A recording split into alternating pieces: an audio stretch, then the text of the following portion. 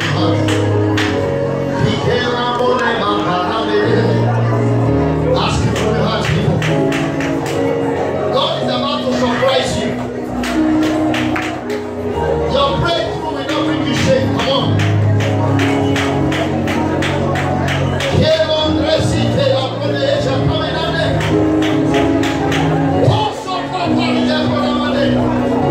In Jesus' mighty name we pray.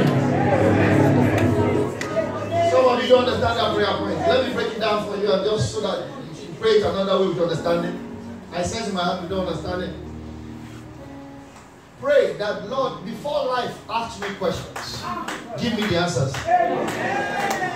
Did you hear what I said? Can we say together, before life asks me questions, Lord, give me the answers. Go ahead and pray.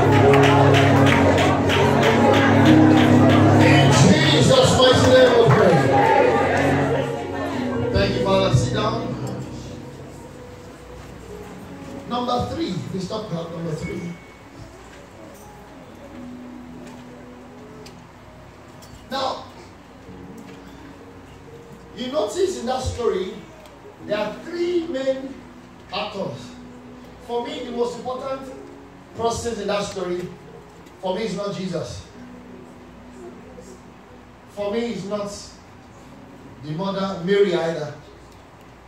Some unassuming people. Now look at this. When Mary went to Jesus, she went with some people. In fact, it is those people that observed that wine has finished that came and told Mary. Mary now took them to Jesus. When Mary left Jesus, Mary left them with Jesus. When Jesus was to perform the miracle, it was Jesus gave instructions to do something. When the miracle was to be perfected, it was one of them. Jesus says, take this cup, go and give the governor. Servants. The servants were the connection between the wine that is finished and Mary, between Mary and Jesus, between Jesus and the water pot, between the water pot and the governor of the feast. Without the servants, there will be no miracle. I call them midwives. Every vision you have needs a midwife. You can be pregnant, but you can't deliver alone. Every vision, every place you are going, God has to use somebody to get you there. They are called midwives. You can be pregnant, but brethren, you can't deliver yourself. You are going to need the hands of midwives to help you with the delivery of the baby. May God send you midwives. Amen. Can you imagine some of the ideas you have? If God will breathe upon it and God sends you the appropriate midwife, your children what your children will spend till they will die, you will have it already. You need midwives. Jesus needed a midwife. Who was Jesus' midwife? John the Baptist. Without John the Baptist, Jesus could not start ministry. In other words, there are some people whose lives are connected to you by divine ordinance. And until something happens to them, it can happen to you. It is still a mystery. Let me explain myself from scripture. Some of you are looking at me funny. Do you know there is no amount of prayer Elizabeth and Zachariah will have prayed that they would have had a child before Jesus was ready to come. If only Elizabeth was in her 80s when she gave birth to John the Baptist. Her cousin Mary was a teenager. If only she knew that her destiny was connected. Can you imagine? At the time she married her, Mary wasn't born. Her destiny was connected to a girl that was not yet born. And until that girl was to be ready to give birth, she cannot be pregnant by divine ordinance.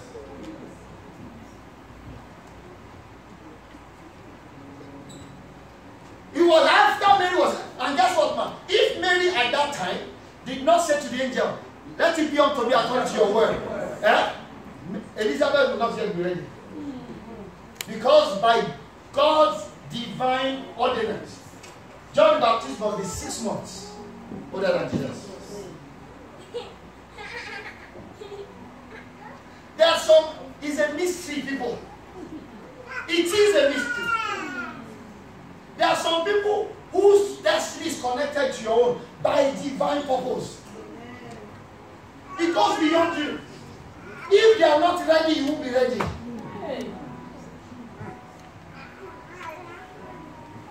If they are not ready, you won't be ready. I mean, for those of you that are spiritual, have you found places where God is telling you who your spouse is, and the spouse yet does not know he's supposed to get married yet? Why? Though you are ready, he's not ready or she's not ready.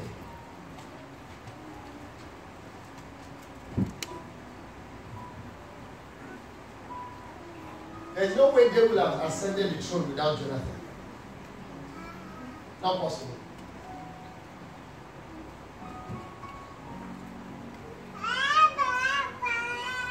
We are going to pray. And this is what I pray. See, there are some people whose life, now please, Lot. Abraham was not enslaved. No army came and took them as slaves. But he had to fight a war that was not his own. Why? Because of Lot. There are some battles you fight, not yours, but it's connected to your destiny. We are going to pray. And this is what I pray. I said, Lord, for my sake, whosoever's destiny is connected with mine, there are people you are supposed to meet at different stages of life. He says, you know, I come in the volume of the books as it is written of me. There is an order God has for your life. At this point, there's somebody you are supposed to meet. Haven't you met some people 20 years ago? That 20 years ago, they were not very relevant to your life. It is 20 years later.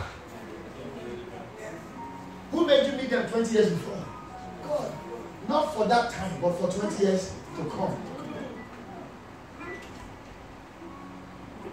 Don't mess with God.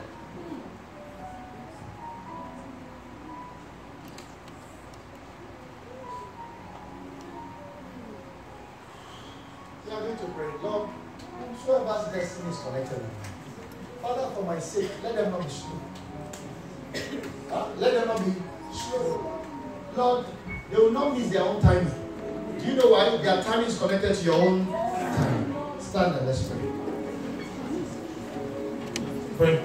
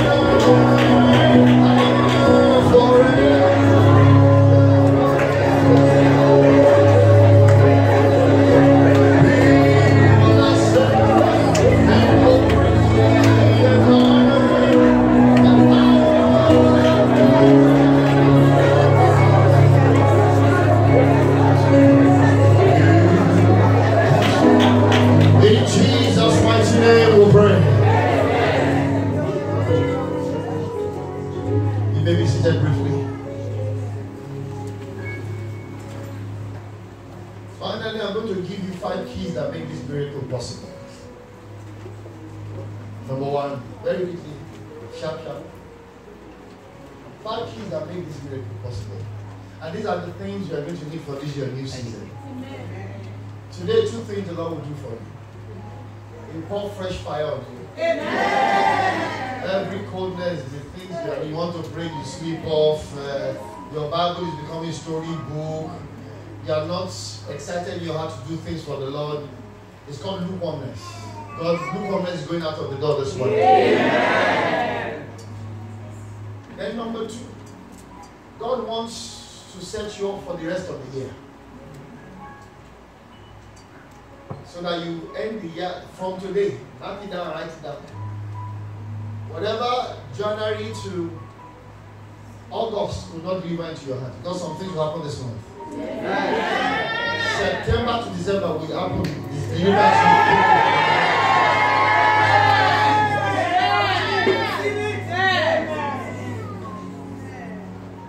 Number 1, Jesus told them. He said, pour water into the water pot. Now, if you look at God, find out God's modus operandi. In some cases, you can always tell how He operates.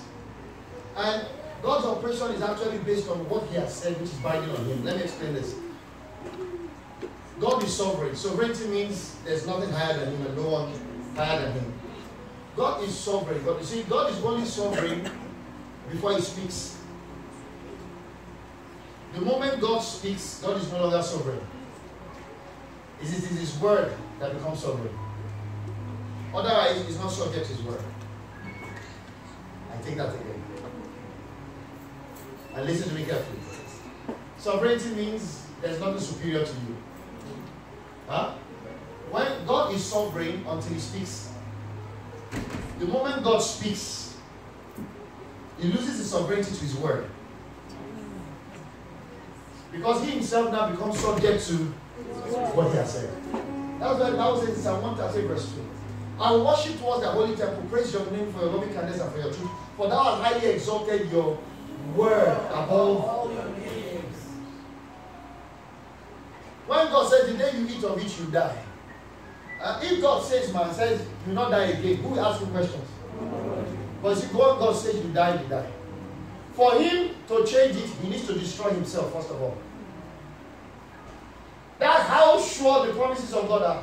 May God give you insight into this thing. Yeah. If God Himself cannot change it, show me the devil that will.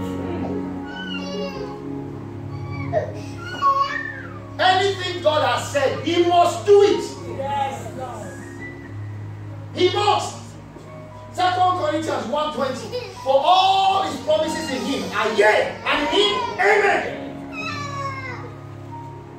John 6:63. It is the spirit that quickens, the flesh profits nothing. The words I say unto you, they are spirit, not just ordinary words. 15:16, Jeremiah, thy words were found, and I did eat your word, and it became the rejoicing of my soul, because I'm called by your name, O Lord of hosts. 5:12. He says, every word of God, sir, are true words, like a vessel furnished in the furnace of the earth, purified 7 times.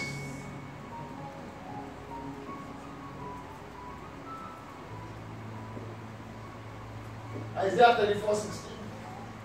Seek ye out the book of the Lord and read it. None of these words shall fail.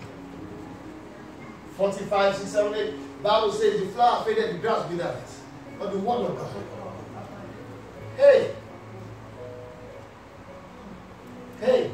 if God can't change it all. If it's written in your scripture, God can't change it. And you say He won't. He can't. And which devil will come and change what God can't change? I need you to, please, when you are thinking of God, don't think of God in the category of Satan. It's an insult. In fact, it's not just an insult, it's an abomination, not nation.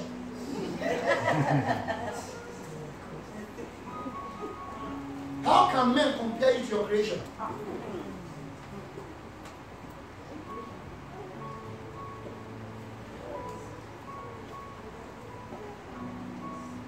You can't change it. The moment, why man must die, but God said so. And he can't change it. And that's why he has to even subject himself to the death another day. Please, every miracle Jesus did, he will need something to do it. God stopped creating in Genesis 1. Genesis 1 was the last time God created. After then, for anything to happen, there must be seed. There must be something. God can God just make wine show up in the pot? Yes. Will he do it? No. Why? Because he said something. In Genesis chapter 8, on verse number 20, the Bible says, and Noah took of all the animals, the good birds, the clean ones, and he offered a sacrifice unto the Lord. Verse 20 said, and the Lord smelled the aroma of it. And the Lord said in his heart. It wasn't a statement he made to anybody. God was soliloquizing. It wasn't anything he told anybody. And the Lord said in his own heart, said, while this earth remains. Verse 22, seed time, harvest, summer, winter, cold, heat, day and night will not cease. Now, whatever you find in this scripture was not the order before now. Before now, you don't need seeds to have a harvest. One of the reasons God was upset with Cain. Cain brought the fruit of the ground that he didn't plant. Because as at then, the earth was producing of its own accord. So he brought something that had no value to him.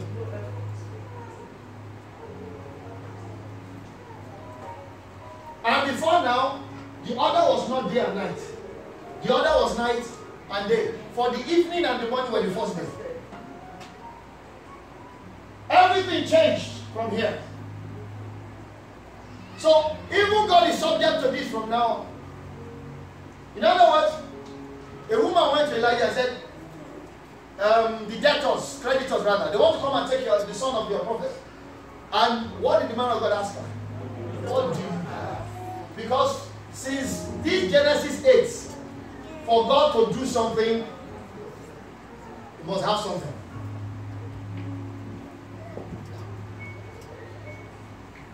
What do you have? Say, I have nothing to say the pot of oil. 1 minute. Jesus wanted to, where the man of God was quoting in John 5, John 6, he was to feed everybody. He said, well, what do you guys have? He said, we have nothing. A small lad has 5 loaves of bread and 2 fish. Go bring it. Jesus could feed everybody without anything, but he would be breaking his law. In fact, he should not be trusted anymore. But he can't, because he has put another in place. So he said, go and bring it. And he brought it and he blessed it. For there to be wine, there must be water. These are days where nobody wants to do anything, give up anything, and yet we want God to break his word. And see, there's this thing going on now in social media, where everybody is telling you not to give, not to do this. There's no problem. Do you know what they are trying to do? Bring you to their level. They don't operate in the supernatural laws of God. You are meant to operate in the supernatural laws of God. Let me explain. If all you get in life is what your effort deserves, your life lacks grace. Grace must of necessity add to you what you don't deserve. Of necessity. We live in a kingdom. Our rules differ from theirs.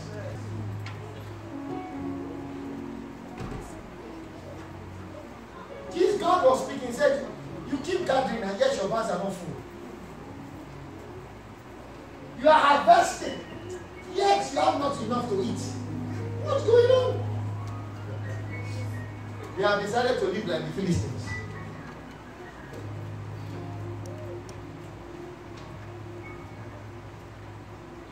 Every church scripture, especially that of supply, there has to be seed time, will bring harvest. You notice harvest has no time.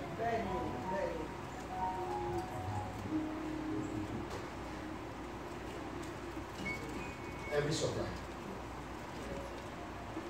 It must be a seed God has to work with. I'm not talking of money now. I'm talking of sometimes you're going the extra mile for God is a seed. Oh yes. Helping others. A seed. He that giveth to the poor, lendeth to the Lord.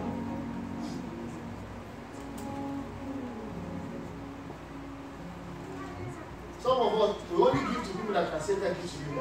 I begin to sing your praise. Ross, brother, but for God and but for you. I like God, but I thank God for you. That's what we like to hear. We don't want send somebody to school that you've never seen in your life. Now that's it. That's what I will say, but for you. Yeah. Half a night feed 900 and as the last time was 920 something children. Breakfast in 3 schools around our neighborhood in Nigeria. We feed them public school this time. We feed them Mondays, Wednesdays, and Fridays. I've been doing that for years. I will never send all those children.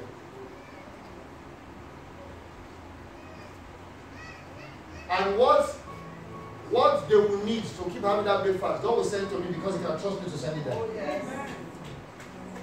And you want to be on the same financial level. Because if God gives you, the first thing you do is change your car. Yes. You now step up from Tommy Hilfiger. You move to Louis Vuitton.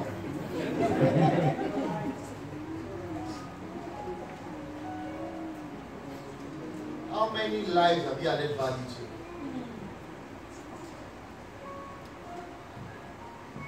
Number 2.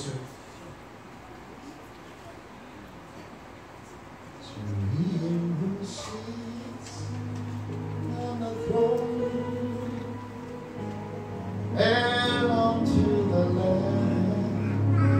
Jesus is a wonder, brethren. Such a lovely God. He loves us so much. Number 2. You also notice, people, that Jesus told them, God told them, fill the water pot with water. But the Bible says they filled it to the brim. Yeah. When God asks you for 1, go 2. I'm telling you spiritual secrets. When God asks you for 1, go 2. I was worshiping one day and I was about to leave. And I just I heard, those people were telling me, can you just worship me some 1 hour more? When God makes a demand, I found from scripture now. I was there for another 3 hours. God is asking me to give him 1 more hour. I ain't it that. I'm telling you people, God doesn't need you. Understand this. God does not need you. God does not need you. Whatever he wants one person to do. Do you know when Elijah was complaining? And said, sir, I'm the only one left in the room. God said, I have 7,000. Not 7 now. 7, you can not notice 7. 7,000. God, anything God wants you to do, there are a billion. Do you know God? If God were the coach of a soccer team, God's reserves are better than his first 11. To prove a point. Man, get God stuck. From where? From where?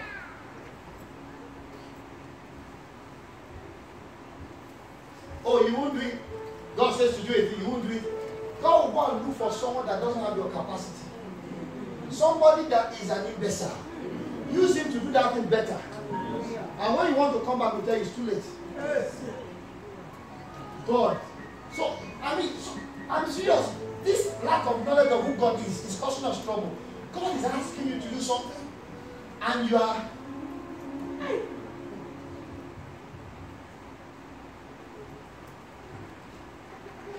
Some of us want financial blessings, and our offering is like Jesus Christ. The same yesterday, today, and forevermore. Meanwhile, the Bible says the measure with which you meet, shall be made back to you. Please have blood, whatever you see, they are died there.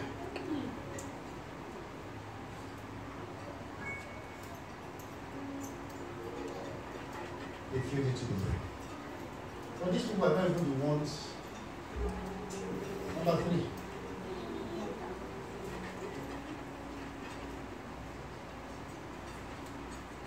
Let me stop at number 3. Yes, because of time. I'm writing on time. Jesus said, pour the water into the water pot of stone. Now, man, that stone, do you know what the Bible says was for the purifying of the Jews? Do you know what that means? It simply means because the middle is very dusty and they all wear sandals, anytime you enter a place, the first thing you do is wash your feet. So water for that place. I feel like singing a Yoruba song here. That place was, the water there was for washing of feet. For washing of feet. That's the place Jesus said, go and pour water for drinking.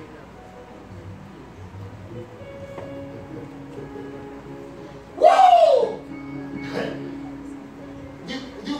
the wine skin. The wine that finished. Stay with me here, I'm finished. My brother, play anything, you don't have to play anymore. Just play anything you feel like playing. I love stuff in the minor. The one, I love Jesus, people. God is a phenomenon. I am telling you, ladies and gentlemen, a lot of time, God, please stay with me here. The wine that finished when the wine skin, isn't it? Because wine is in the wine skin. Mark chapter 2. If you pour old wine in a new bottle, it shall walk. So wine is always in wine skin. So the wine that finished, that should be the good one, was in wine skin. When God wanted to brew another wine, He didn't tell them go and bring the wine skin that was empty. Pour water in it. I'm about to do something. Do you know if you had done that, the best taste that wine will have will be same taste as the one in that bottle. But if he wants to do something better, he has to use a new sauce. So he said, you know, pour water in this bottle. Pour it in the wine skin. By the time they were, or by the time they were scooping and get the water out, he said, you know what, go and serve the master of ceremony. Because God knows order. It starts from the top. God knows it starts from the top. He didn't say go and serve the bride and bridegroom. Bride and bridegroom are subjected the control and ordinance of that ceremony to one man, the chairman. I'll give the chairman. The man took the cup, drank. I said, Giant. People usually better wine first. How come you kept the good wine to the end? Your good wine is starting from today.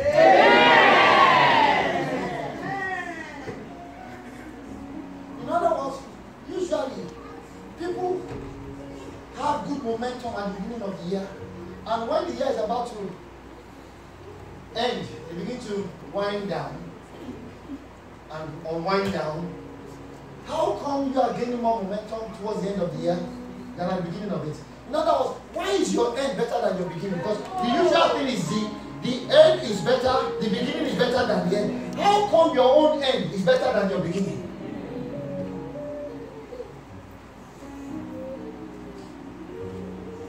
As long as Jesus is in the ceremony, you end better than you started.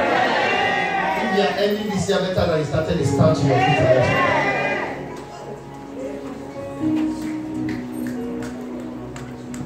We're not going to pour this water into the same bottle that finished.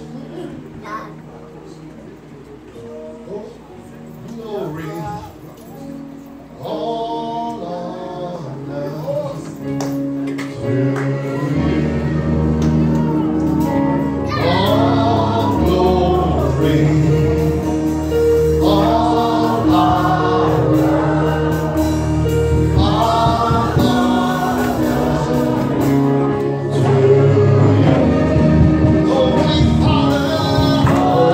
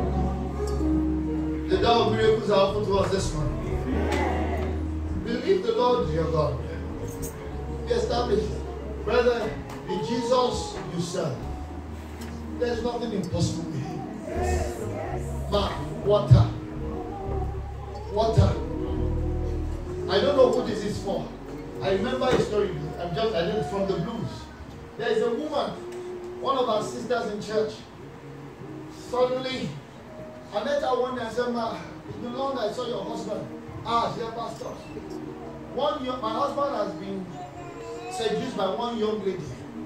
I don't know who God is talking to here. If he's telling me this story, somebody is in that situation. One young girl has seduced my husband and has gone. You know, in Lagos, there are a lot of mosquito-legged looking things. Okay, running around the streets. You get them. So seduced. I said, Ma, what have you done about it? He said, I've told Jesus. I said, we have told Jesus, but you know what? This one I'm going to do it myself. Let's not bother with Jesus. We'll finish and tell him, Lord, this is what we did. This one I can take care of this. I said, man, I said, please, if you have ever disrespected your husband, before I pray, can you apologize to God and to him right now? And she did. I said, you ask God, Lord, help me never to disrespect my husband again. And she said so. And brethren, under unction, I declare, I said before midnight tomorrow, Lord, this man will find his way back home. I put a permanent knife between me and the girl. I said, Lord, they will fight. They will beat themselves to a stupor. Irreconcilable fight. So I said, man, go and prepare. Go home tomorrow. Go and cook. Do all the special food. Wait for me. They live in GRA, Kenya. She was there. 7 p.m. no show. 8 p.m. no show. 9 p.m. no show. When it was after 11, she heard the gate open. So she opened the window and asked the gate man, what's going on? And the gate man said, nothing, man. Oga just sneaked in. Because Oga had been badly beaten. He was ashamed. And serious. The girl beat nonsense out of him. Broke chair on his head. Because the word had gone forth. He cannot return void. He was so ashamed. Enter, shirt torn. Sneaked in. Then the wife said, welcome my husband. He was ashamed. Man, that brother became one of our best workers. Whoever is sitting on what belongs to him,